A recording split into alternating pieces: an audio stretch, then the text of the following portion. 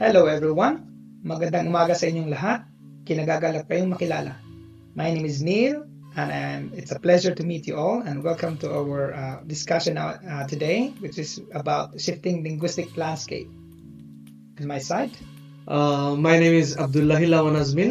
আপনাদের সবাইকে স্বাগতম আমাদের পডকাস্ট সেশনে এবং আমি খুবই অভিভূত এবং আনন্দিত আমার নিজের ভাষায় কথা বলতে। So this is how I actually greet all of you. Welcome all to our episode. Okay, my good morning, everyone. Mahuni na matching. Many just a many now favorites na yeah the education komo. So all I said was that I'm greeting you, matching is good morning, meaning that I'm very happy and pleased to sit here with my fellow mates to discuss some issues about education. Hello, my name is Tamam Yusuf. Akkam jirtan nagaa har'a asitti wanni isin dhageessisaa turre hiriyoota kiyya wajjin hiriyoota kiyya qaqqaalii wajjin waa'ee afaanota adda addaatiin barachuuti. I just said with my dear friends we discussed with you shifting linguistic landscape and we greet you in our around our respective languages. Good morning everyone. Welcome to our forum for this morning. And today we're going to be discussing some topics that we listened from our episodes taken from the Workland School of Education podcast, okay, on shifting linguistic landscapes. And later on, I'll be discussing about the topic presented by Dr. Gail Prasad. She talks about becoming plurilingual allies and activists, fostering social and cultural linguistic collaborations. And we will discuss more of that one later on. And on my side, can you introduce yourself, please? Tamam Yusuf. I listened to Professor Ophelia Garcia discussing about translanguaging and plurilingualism. I will discuss that later. Okay. Well, my name is Abdullahil Aman Azmin. I have listened to one of the most interesting topics, episodes actually. So it is on literacies in second language acquisition. Basically, it's teaching English as a second language. And this episode was actually the presenter was Dr. Raul Alberto Mora.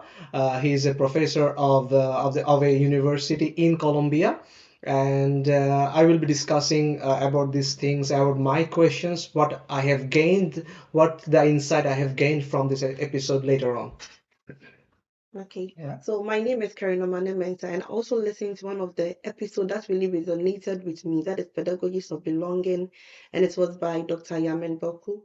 And her subtopic was multiculturalism, transculturalism, embodied language learning, and identity positioning of K-12 students from immigrants who are immigrants and refugees. Yeah.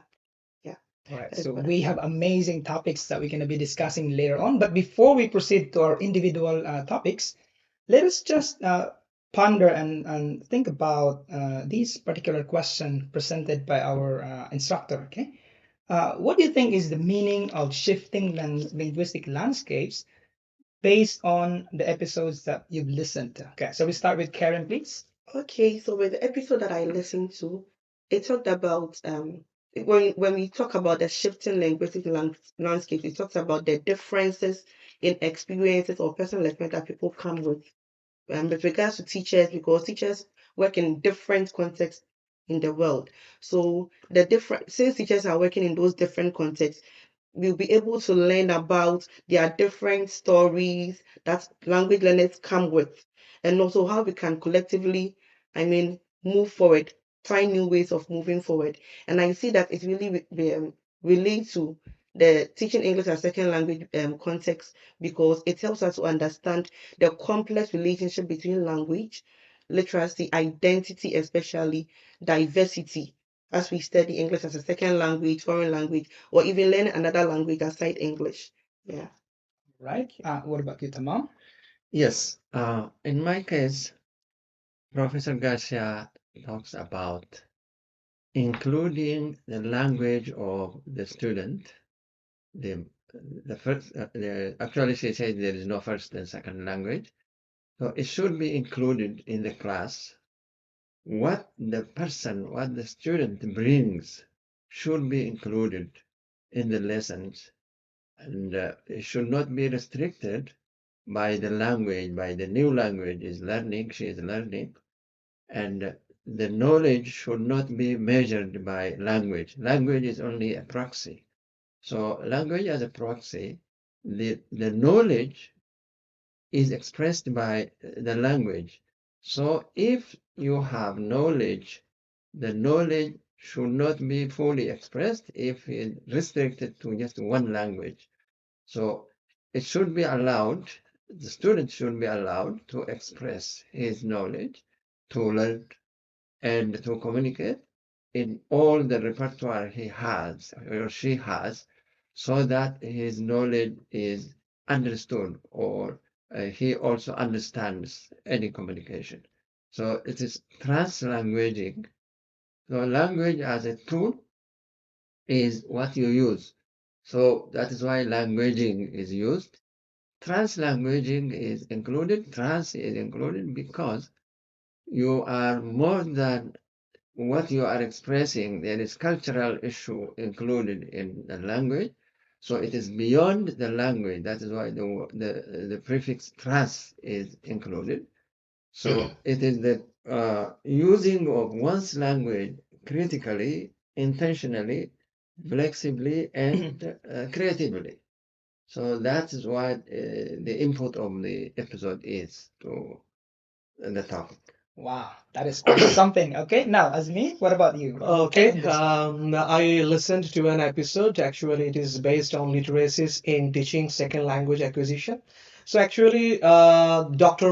Alberto Mora give just emphasized on a revolutionized language learning. Okay, so actually, this is somehow that we actually avoided, but we actually did not use in our teaching method. The literacies we did not teach, we did not use in our teaching method. So Dr. Mora gave emphasis on the use of the literacies in teaching second language and also in learning a second language. So his view is that actually language should be a diverse literacies. Suppose it should be learned through oral or visual or digital or cultural, and which should be included in traditional skills. So apart from all these things, actually, he views language a dynamic social practice. Okay, dynamic social practice. And Dr. Mora just working from, he actually said actually language class should be included transcultural competence, cross-cultural competence for global adaptability. And actually in our day-to-day class, when we are teaching English as a second language, we as an educators, we actually teach students how to empower them with literacies. So this is how we should teach English or a second language to students. Okay, Thanks. thank you very much for that. Yeah. Okay, now in my take, since Dr. Prasad talked about being an ally or activist, even though you are not a plurilingual individual, but this can be an opportunity for you to be an advocate for other people who speak different languages or from different linguistic background that may be having a hard time fitting into the dominant language in a society with a dominant different dominant language, but that would give you opportunity to help them, give them a better chance to integrate into the society. So we take this opportunity to help everyone and empower them or encourage them so that everyone can be proud of their linguistic and cultural backgrounds without jeopardizing also the dominant language role in facilitating communication, but in a way that whether you are a student, a teacher, a parent, or an administrator, we have our own roles to play in order for us to be an ally or an activist, if you want, so that everyone can have a smooth communication, and to somehow encourage everyone to be proud of their cultural or linguistic backgrounds. So I think that's the basic point of shifting this linguistic idea about inviting everyone to become an ally and activist to some point. Thank you. So now let's move on to our individual topics. So Karen has presented already here her topic about the episode. Okay, so Karen, any in listening to your podcast, what questions were developed in your mind, and maybe you could share with us what is really it is all about, and maybe we could also discuss some of the points. Okay. Okay, so I would like to let you know something about the topic I Mhm. listened to or the episode I listened to. It talks about language going beyond just learning grammar rules, being able to translate between languages. Mhm. It's languages help us to see, like to shape the world that we are in, and also leads to equity, inclusion, diversity, and then they stressed on identity positioning. How do we position our learners in the classroom? And I believe, if not all of us, some of us have taught before, Mhm. right? And we know how do we position them in the classroom based on their color, their race, their ethnicity. And the episode I listened to, some scenarios being mentioned were like um, we should make sure that learners are being heard because it influences their social and linguistic aspects or in the classroom. Because some people are not able to talk in the class because of their accents. Mhm. They are not able to talk in class because of their color, and the lectures are maybe racist or something. Because I'm coming from a Ghana community, I'm always going to listen to the Ghanaians who are talking. I'm going to listen to this. So it got me really thinking.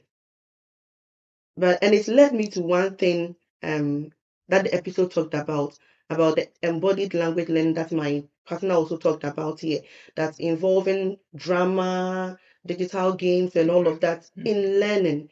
Because one in that way we can really communicate what language really is. And in the episode, it made mention that um some of the students performed through drama. As in, you see, proverbs cannot be explained just like that. It was very difficult for them to pick it up. So they performed their drama and they were able to understand some things in grammar that Mhm. obviously you'll be like, you're supposed to just learn and go. But they picked it from their friends. So I asked a question that was like, sorry, let me read my questions again. Mhm. That with this embodied language learning, that is the integration of physical experiences and the sensory perceptions, that is the audio, the using our mind and body to actually learn a language, will there be any challenges in implementing this particular embodied language learning in an educational setting today? That is the question I asked myself. But then I was also thinking, since we all come from different backgrounds, I'm very sure maybe the way you do your things will be different from the way I also do my things. So the conflict will be, why do you do your things this way? Even as we come together and we perform a drama, Mhm. the way you do your things at home, the way I do my things at home, my family traditions, identity, they're all different. So we might not really come to a consensus on something. So I wrote that some activities that are performed by the learners may involve cultural elements Mhm. that other students are also unfamiliar with. So it has become a very big challenge when they also come together, regardless of the fact that they want to learn and it boosts their confidence and it motivates them in the learning process. Students will not be familiar with your culture and all of that. So I was just considering the challenges that will come up as we also come together to share ideas. And I'm very sure as we are all talking like this, you all have your perceptions about some things, about language learning, about second language, about learning a new language. And yeah, so that was but that was a possible answer I was able to give to it. Maybe because your culture is different from mine, we will still encounter the issue of you not being familiar with the things that I say, I do, and how we do things. Yeah. Would you like to add Yeah, something? yeah, adding on uh, it preserves the culture also. It's true.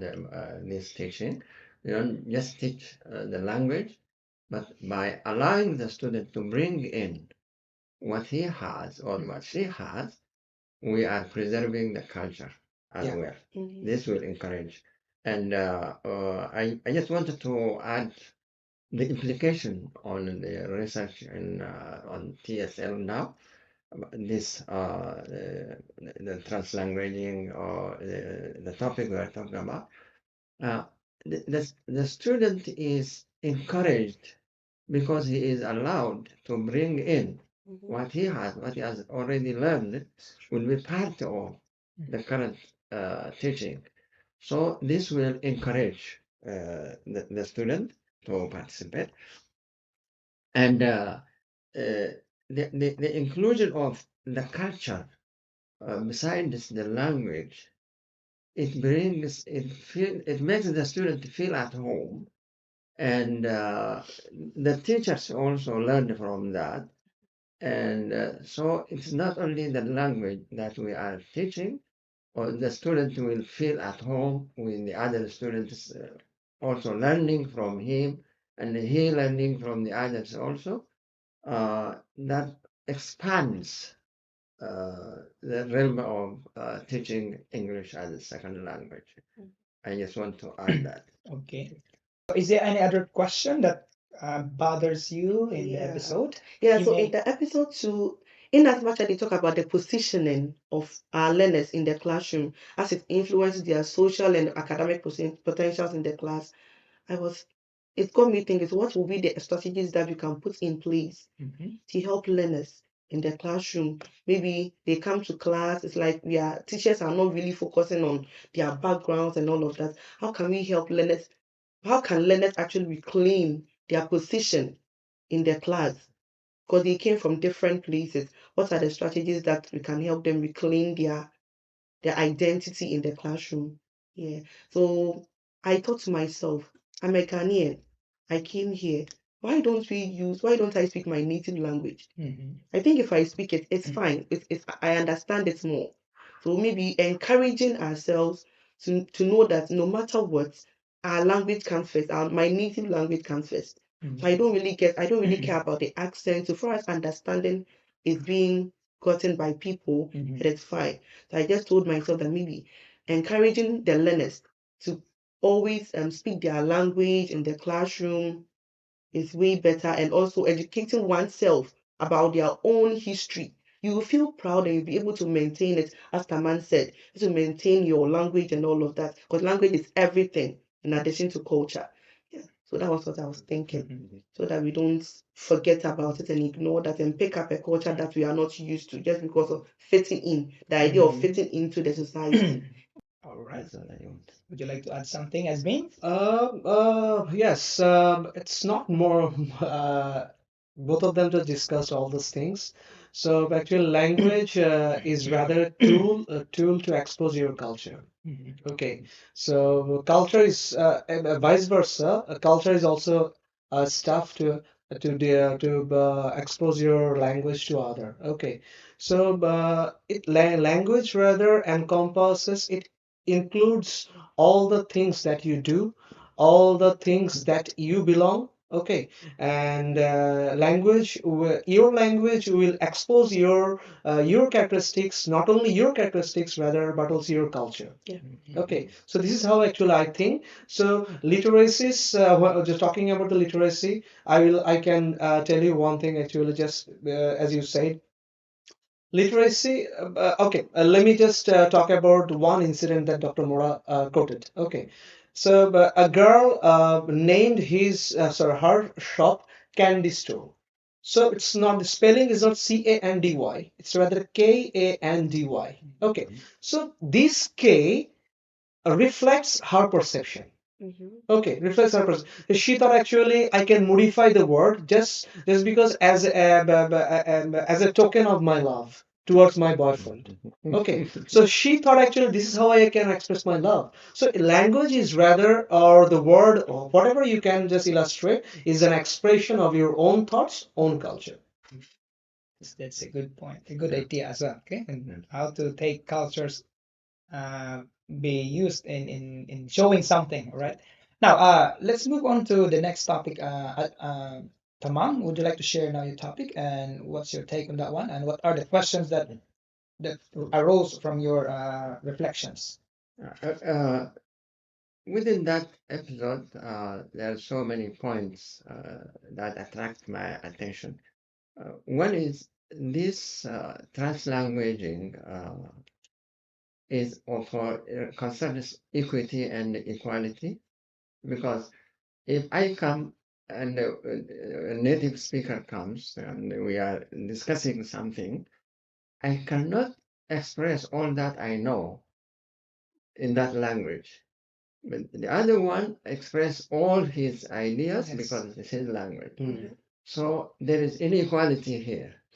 When I'm allowed to use my language, so there is fairness There's a here, balance. balancing. Okay. So that is equity on one side, and the other one also gains from my addition. So it is an issue of equity and equality as well. Mhm. Translanguage. That's one point I wanted to add. Yeah, I think. Right. So, what do you think is the problem with that one when you have troubles fluently or I mean consistently pointing out your opinion and you're somehow in a dead end sometimes Mhm. because you're still translanguaging or you're still processing Yeah. everything while the other party has already said a lot of things. Okay. Exactly. So I mean, a lot of us have been into that kind of situation. So how could you, I mean, somehow, what should we do in that instance, as me? Okay. In that instance, we should include transcultural competencies in a class. Mm. Okay. So competency doesn't really stick to one aspect, that his language, he will obviously speak his language, not me. Okay. So it's it's not the responsibility. It should be your interest. It should be your intrinsic aspect to learn something new. Okay. So suppose consider this is a classroom. Okay. We are all speaking English as a lingua franca. Okay. What if actually she speaks her language? I can learn something. What if he speaks his language? I can learn something. So, as Tamam said, actually, I can express my feelings through my words. Okay, so there are some imbalance. So why keeping this imbalance? Okay, so you should be competent with other culture if you really wish, and this is the fun. This should be the fundamental aspect of a second language. Second language doesn't mean actually you are speaking the lingua franca. Second language rather is sharing the culture.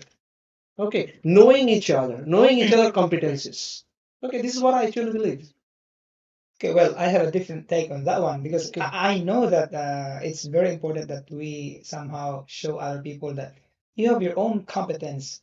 But since the dominant language is used as a lingua franca in particular setting, so somehow we really have to make sure that we can keep up with whatever is the discussion all about.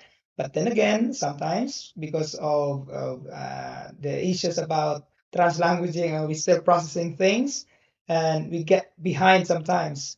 But it doesn't mean that we have to stop there. Okay, I mean that would give us motivation to participate more, even with just like few ideas. But somehow you can explicitly mention something that would be giving some additional information to everyone. That is already a good start, and Yeah, keep it sure. keep it going. Okay, do not make it like a challenge and you stop from there because oh I would never keep up with my colleagues who are really fluent in English because they are native speakers, but make this as a motivation to participate more. Okay. I think I agree with you because as I was also listening to my, it said that language learning goes beyond the rules of the language and all of that. So you're educating the person, like the whole being, not just maybe as the person is coming to the class to just learn something and go back, but then to learn about the different cultures we all come with and how we can, I mean, flow with each other in the classroom. So yeah. Okay. Right. Well, you see, I mean, some of us perhaps were in a time when in the classroom, I mean, in our own countries before, we were in a classroom setting where it used to be teacher centered, and then there was a shift in the paradigm where the educational system encouraged more about learner-centered approach, Yeah. and that somehow provided a lot of opportunities for everyone, for all stakeholders, Mhm. to become active members of developing the child or the children. The learning process itself is not just a one-way process. It can take from different approaches. So now we have an approach where not just learner-centered, but community-centered, something like that. That everyone can be an agent to help everyone learn or achieve the success of the goals and objectives of learning. So I think there's always gonna be a change in the mindset, and Yeah. I think that's a good idea. Mhm. Everything that can be good for the learning process, that would be somehow worthy of emulating or of thinking about how to Yeah. harness these opportunities. Sure. Asmin, any take? No, I actually word with all the words that you are sharing. Actually, as Neil said, actually, language should be multi-communal. Okay, so why actually just engaging all these things into one language, one culture? Okay, so but yes, I do believe that actually literacies in teaching second in English, in teaching English as a second language is a fundamental part. Literacies actually include all these things that we are just talking about. Mhm. Okay, thank you very much, as Tamam, for pointing out your ideas. Now let's go to the next topic. Asmin, would you like to do first Oh, before I go? I deliver mine. Okay. Yes. Talking about Dr. Alberto Mora's episode, he actually give emphasis on translingual literacies and trans multicultural aspects in teaching English as a second language. Okay. Uh, uh, uh, I found actually his all the thoughts are quite applicable in teaching English as a second language in TSL research context. In this context, actually, multilingual literacies extend beyond traditional reading and writing. Okay, we simply think that English, whenever we just learning this language, we read how to read it, how to read some signboards, how to write it, how to how to comprehend the language. Okay, so this comprehension is not confined within the words. It's rather confined. It rather takes the perception of the speaker. Okay, so this is what actually Dr. Mora found out, and he rather gives emphasis on oral, digital, and visual forms. Whenever someone finds that actually a language is taught through some visual forms or some digital aspects, okay, you not only learn that language, you rather pick a new culture. Okay, pick a new culture.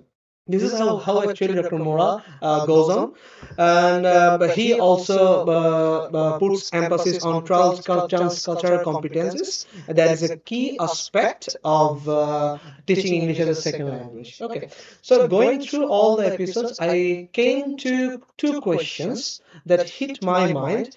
Okay, just before talking about that question, I can illustrate one example of my culture. Okay, suppose let's talk about her. We can call her madam or man. I can call her sir. Mhm. Okay, but in my culture, there is one aspect we must not put some discrimination between male and female. We rather call everyone sir. wow. Okay, so this is how actually we go on. This is our culture. Okay, so whenever I call him sir, this indicates I respect him. So whenever I call her ma'am, so I put some barrier between these two gender. Okay, so this is how actually we move. Okay, so talking about one thing, Dr. Mora's one word just always hit me. That is actually who the students are and what they do is a part of connecting.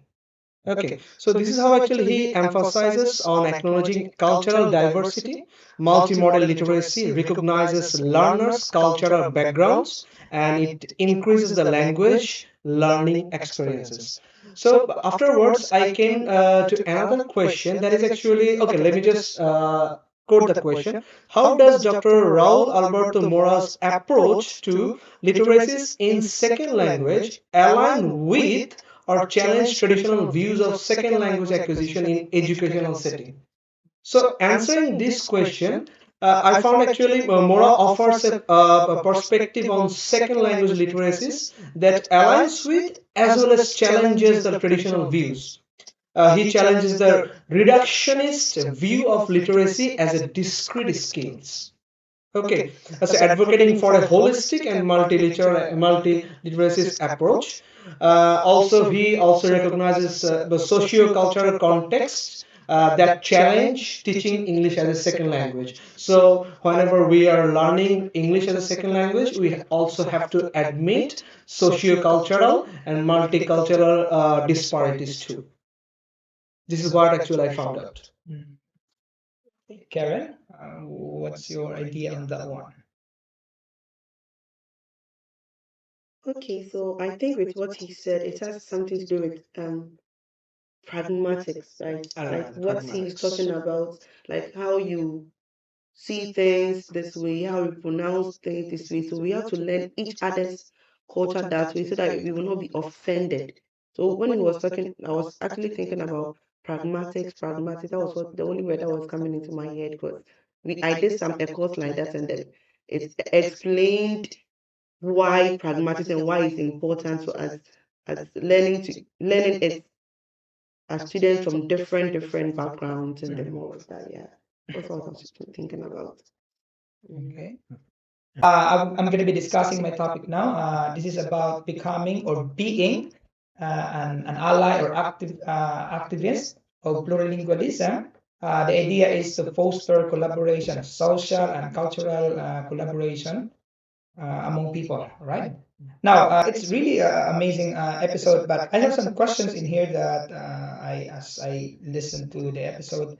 First is that Dr. Prasad underscored the significant role of plurilingualism in promoting inclusivity Mhm.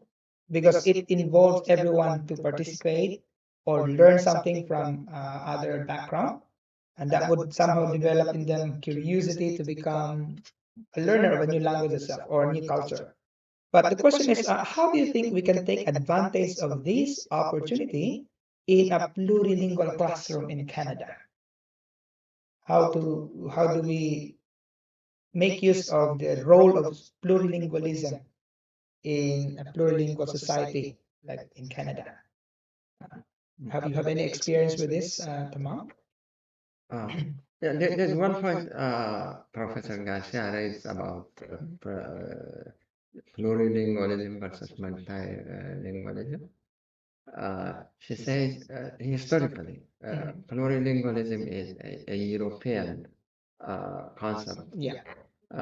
It's just for their communication uh, between the different languages there, while multilingualism is an equity related concept developed in through struggle for the inclusion. So it is European versus the other Northern that thing. So yeah, that historical part I just wanted to include in that. Okay. So what do you think in you are working in a classroom right now, right? So how do you think this can foster inclusivity? We are in a plurilingual, I mean, some of the students must be plurilingual. So how do you think this promotes inclusivity? Okay, so I've noticed something in the classroom that mostly we don't allow, let's say, those who are from one culture to be at a particular point. So we mix them up. Mhm. Maybe when we are doing an activity or something, and then when you mix them up, you could see that indeed, like we all come from different backgrounds. That is how we do it, even as little children. No, that is how we do it in my home. That is how we do it in our home. But then when they keep quiet and then they all like, oh, how you do it in your home is very nice. How you do it, they now tend to appreciate each other's work. So it's like it brings something like togetherness and building up one another and tolerating each other's views. So I see that to be inclusion and all that. Yeah, I like that one when kids see the different output of their classmates, then they become appreciative of that one, and that is already a good start. Yeah. And one person made a statement that I really loved. The person said, "Oh, I think someone picked the person's idea, Mhm. and she told herself, wow, like first in history, that is the first time someone had ever appreciated my effort, and it made the teachers like fulfilled. Like, wow, the learners are actually picking up something for somebody to say that I've never been appreciated before. So even as a young learners, like 4 or 5 years, Mhm. they're able to tell that, oh, this is the first time somebody I've said something, it makes sense to a group. So I felt in a form of inclusion that we will surely get to that inclusion thing that we all want to reach. Yeah. That's really the foundation of belongingness Yes, you know. is being inculcated there. Asmin, do you have any take on that one? Listening to all the words that you have just shared, the fostering inclusion of plurilingualism in a Canadian context or Canadian classroom, I can say actually we are right now the plurilingualism is included in our class in the Canadian context, but it's not in an effective way. Okay, not in an effective way. So I can say actually, suppose you are just putting some students in a row and ask them to tell a short story in their own language. Okay, so obviously their that story will be their culture, will be their language. Okay, and afterwards you share that short story in a lingua franca, so that everyone can comprehend. But whenever they're just listening to that short story in a common language, they can grasp. Oh, this incident is that incident that he said in his own language.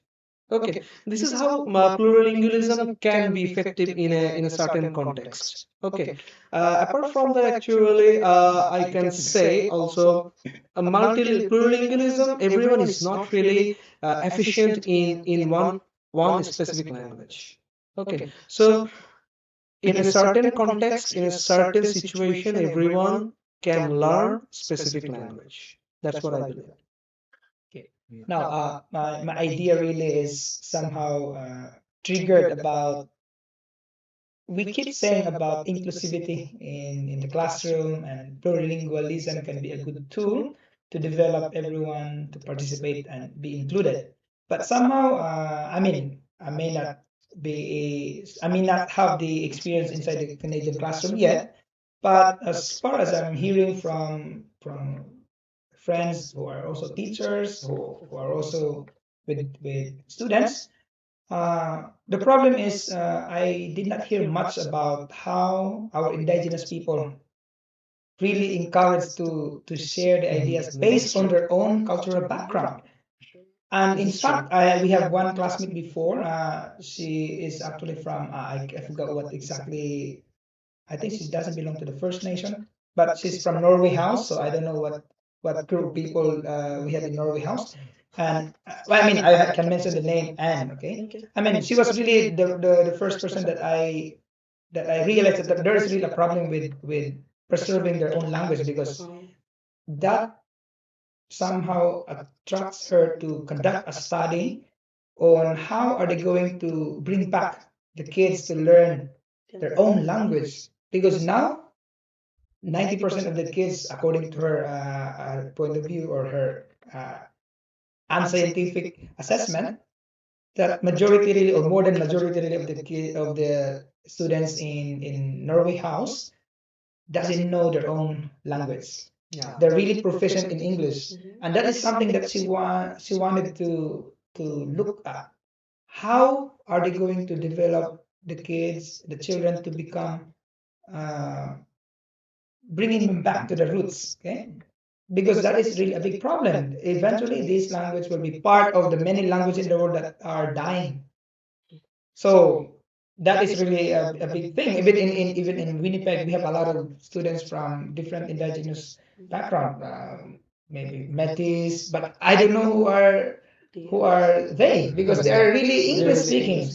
So somehow we focus only on people as immigrants, but we forget about these indigenous people that they have their own language also.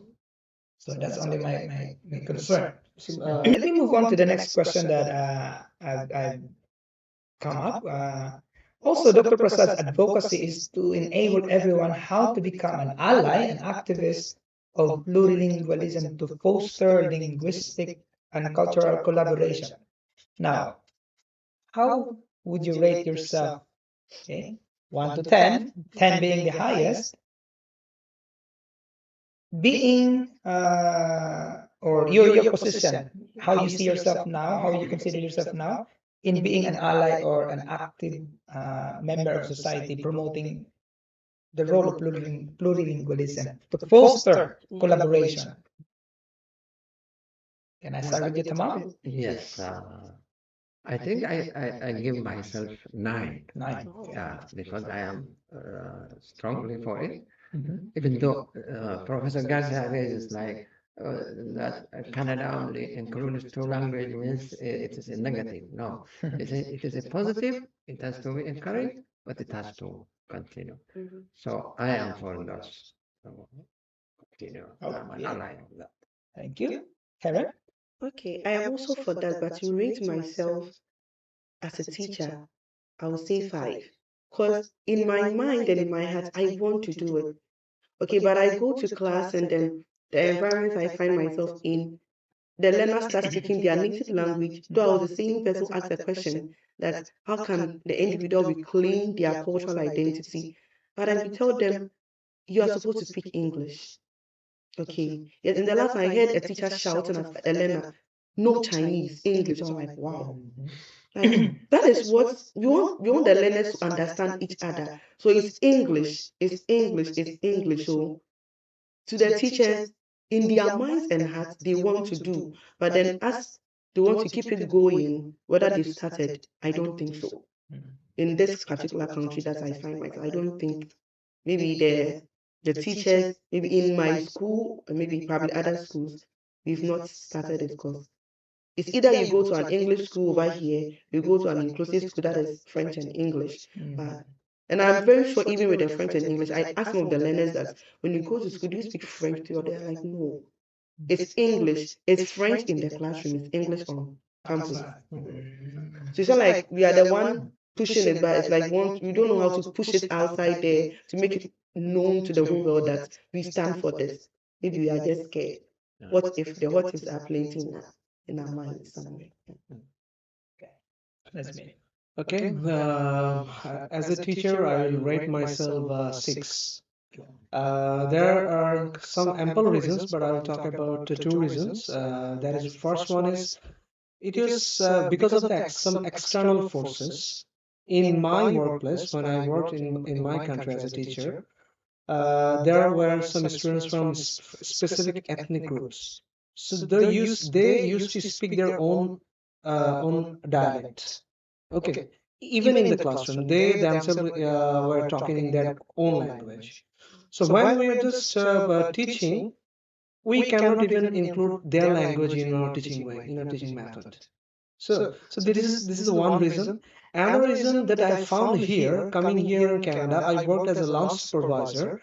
I found there were so many students from Russia, from China, from Pakistan, from India, but all of them were immersed in French immersion school, in a French immersion context. So to me, it seemed they were forced to learn a specific language.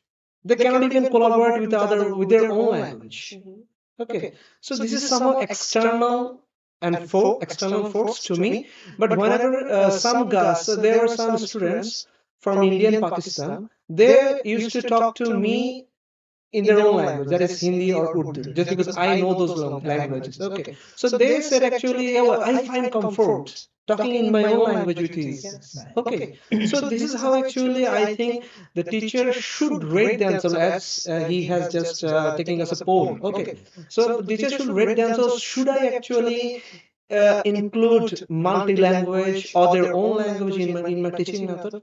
So why being in one single immersion? Okay, so this is how actually I rate myself, and this is how it should go. Okay. Now look at the example of New Zealand, for example. Okay. New Zealand has really officially designated the Maori language, the indigenous language, as one of the official languages of New Zealand, together with English. And the really like this is one of the best example of a very inclusive country, the use of the sign language. The New Zealand Sign Language is the first sign language in the world to be promoted, Mhm. elevated as an official language. So that is really something that we have to work on also in Canada. If we really want to see inclusivity in this country, then perhaps we should somehow take a look at how they come up with such like such approach in order to show to the rest of the community, to the whole world, that there is really inclusivity to some level. Okay, and like some countries also like Singapore, where they really consider also official languages in the government the other Mhm. tribes languages, or I mean races languages there. That would also be a good start to promote plurilingualism really as an important tool in creating collaboration or in facilitating collaboration in the community. And we can see how progressive Singapore is, okay, recognizing all these languages that they have. Okay, so I think adding up to what you said, there is something that I've noticed in U of M, that in as much as they're not maybe probably taking into consideration the language of these indigenous people, they give them opportunities like the scholarship. Most of them, they want to give it to these people, so that they also feel like they belong to the country, or let's say the province in which they are in. And I think it could be a good start if they continue. But the problem is, these stakeholders and educators, they are given it. The problem is the self. Is a self willing to? Because I heard that most of them are not really into education. They don't like it.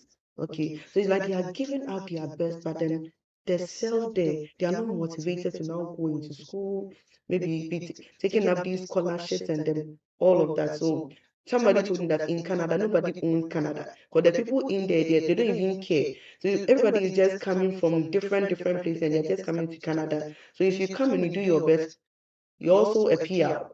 That is it. Like nobody's a PR here. There is no like PR person here. Everyone. So far as you come, you try your best, you do your best. Yeah. So I think the self too is a problem. If you're able to educate these indigenous people about their own culture, how important their language and everything, I think it's going to really work for them. Thank you very much for your inputs and ideas. Now, let's go to the last part of our forum. What do you think is the implication on research, TESOL research context about the episode that you've heard?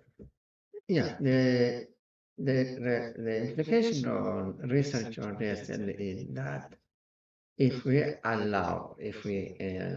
follow the translanguaging policy, I think the students learn more deeply in the English itself, because he or she compare and contrast with their own language.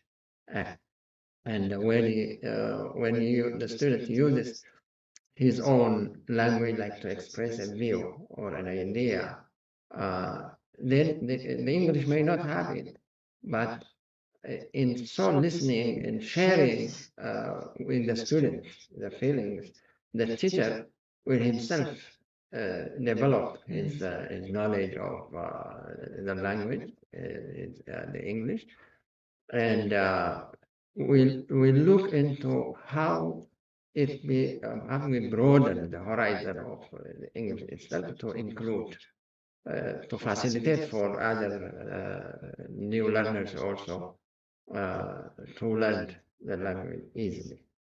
I think it promotes the English teaching, facilitates, make it easier for the student to grasp the concepts, since he will also be allowed to translate and what is that called in your language? How do you see that? So I think that promotes. It is a good way to teach. Okay, Azmin, how about yours? Point? Actually, TESL research rather aligns with empowerment goals. So TESL research recognizes students as the active agent of learning a language. So, considering these facts, literacies should be including transcultural competencies, and that approaches should recognize or acknowledge multicultural norms and doctrines. Okay, so inclusion of all these things and inclusion of competencies of diverse culture, you can come to a single point, single aspect, that this is how teaching English as a second language should encompass all the culture, but mainly the common language can be English, but culture can be diverse. Okay, so that those culture can take multi steps. Multi steps means visual, oral, okay, multi steps. So through these things, through cultural views, the students can learn English as a second language. Okay, Karen? Okay, so with me, still on the point or the issue on the identity positioning, I believe it starts from there. In as much as we all have different episodes that we all listen to, I believe mine still stands out because if you don't know the position where you should put your learner, maybe you'll not be able to put all these things. You may be able to consider all the things that we've said here. So to position them, considering their different backgrounds, the language they speak, irrespective of the accent that they give, and all the different views that we all have. If you consider, maybe we'll create a conducive environment for them to study. Yeah, because at the end, we want them to belong. That is the thing as teachers. The word, we want them to belong, not only to just train their body and their minds, but to also make them belong to the society in which they find themselves. Considering the teaching English as a second language, or maybe as a foreign language, or All right. So as I mentioned already, that I really look forward to the day when these important indigenous languages could also be given equal status with English and French in probably in government offices or probably in schools, especially in those areas where there are majority of people who belong to certain indigenous groups. That would be like really making a space for these people to be heard, to be listened to, and to be acknowledged that they're really like important members of society. Not that I'm saying they are not, but with all this losing their identity of using their own languages and just adopting the English language or the French language, then that could be detrimental also to the preservation of the heritage language or the language that of their ancestors, which a lot of researchers are trying to preserve. But without these efforts, then I think we will be contributing to the like linguistic how do we call the killing of language, okay, that is very much evident nowadays. So with that, I think we had a very amazing and fruitful conversation. And thank you very much for joining with us and for sharing your ideas as well. Once again, this is Neil from the Faculty of Education, and I'm taking up Masters in Second Language Education. Tamam from the Faculty of Education. Doing my PhD first year. Well, myself is Abdullah Azmin, just from Faculty of Education at the University of Manitoba. So our concentration is second language acquisition. Okay, same here. My name is Karen, and as mentioned earlier, I'm in the same faculty with them, and then so far I'm enjoying my course. Thank you. Thank you very much. Goodbye. Thank you very much. Bye.